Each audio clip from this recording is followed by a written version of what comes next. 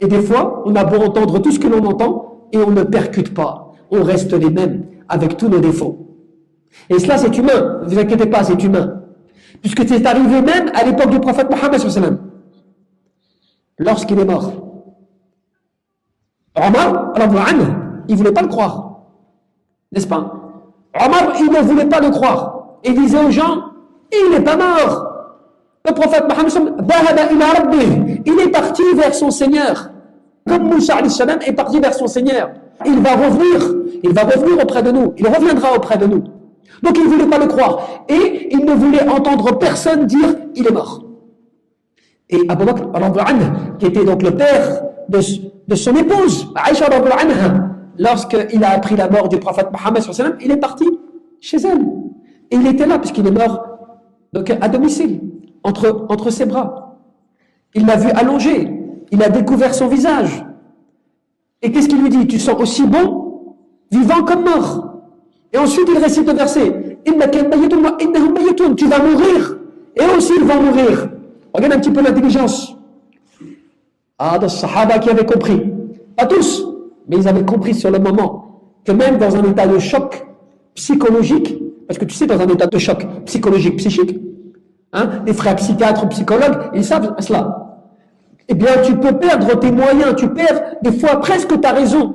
C'est-à-dire que, quelque part, c'est comme si, eh bien, ton âme, ta personne quitte ton corps à un moment, pendant un certain moment, des fois même longtemps peut-être, des formes de post-traumatique qui peut faire que tu te rappelles plus, tu perds la mémoire comme cela.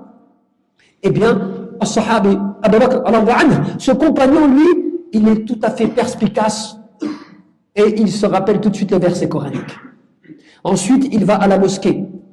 Arrivé à la mosquée, il voit les gens sont agités. Omar, qui est debout, agité, qui ne voulait pas croire et qui disait aux gens, il n'est pas mort, il n'est pas mort. Abu Bakr, il interpelle Omar, Ya Omar, Ijlis, assis-toi. Omar, il ne veut pas écouter, il n'entend pas. Ya Omar, Ijlis, il ne veut pas s'asseoir. Qu'est-ce que fait? Eh bien, Abu Bakr, il monte sur le minbar pour se faire entendre. Et il commence à s'adresser aux gens. Ya ayyuhan nas, ô vous les gens, celui qui adorait Mohammed, dans le sens celui qui aimait Mohammed, qui suivait Mohammed, eh bien qu'il sache que Mohammed est mort. وَمَنْ كَانَ يَعْبُدَ اللَّهَ فَإِنَّ اللَّهَ حَيٌّ لَا يَمُوتُ. Mais celui qui adore Allah, qu'il sache que Allah ne meurt pas. Et il est vivant.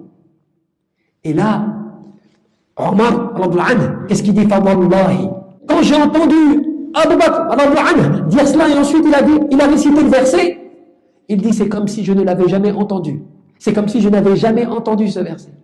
C'est comme si je découvrais ce verset.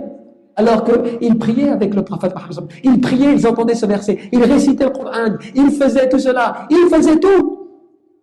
Mais l'émotion, vous savez l'émotion, et l'amour qui peut être présent dans ton cœur parfois, il peut te désorienter de la vérité. Il peut te désorienter il peut te faire perdre ta perspicacité.